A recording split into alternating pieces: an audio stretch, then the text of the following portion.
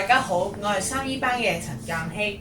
今日我想介紹嘅翻譯作品係《平凡嘅邪惡》，艾希曼耶路撒冷大翻紀實，作者係漢娜·鄂倫。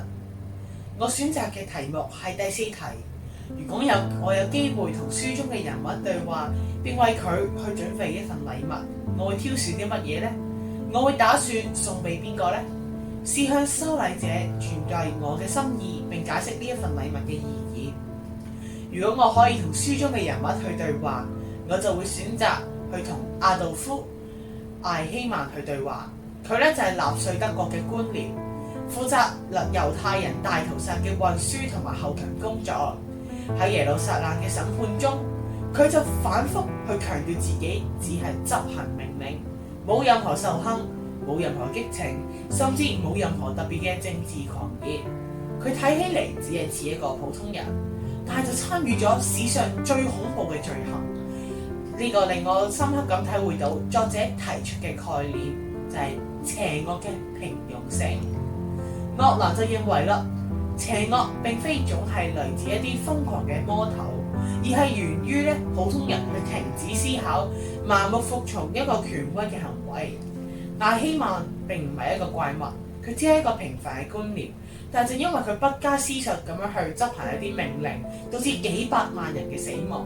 呢一種嘅平庸比魔鬼更加可怕，因為佢可能出現喺任何人身上，只要我哋放棄獨立思考。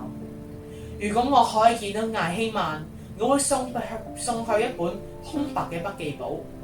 見面嘅時候，我就會同佢講：呢本筆記簿係屬於你，請你用佢去記得每一個你曾經執行嘅命令，並且問自己：如果我係受害者，我仲會覺得呢個係正確嘅嗎？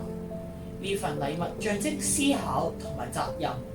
筆記簿空白去提醒到佢未來嘅選擇，仍由佢自己去書寫，而唔係盲目去跟隨一啲權威。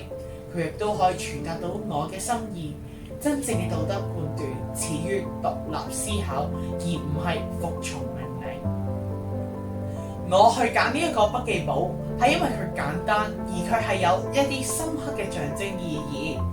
艾希曼喺審判中表現咗一個語言嘅空洞，佢用官僚嘅術語去掩蓋咗自己嘅責任，彷彿只係一個齒輪，冇個人意志。筆記簿可以迫使佢去提醒到佢要面對自己嘅行為，重新書寫自己嘅道德立場。佢亦都可以提醒到佢每一個決定都唔係一個命令嘅結果，而係個人嘅選擇。如果艾希曼可以真正咁打開呢一本筆記簿，開始記錄同埋反思，佢或許會明白邪惡嘅唔係命令，而係選擇；唔係制度，而係人心嘅麻木。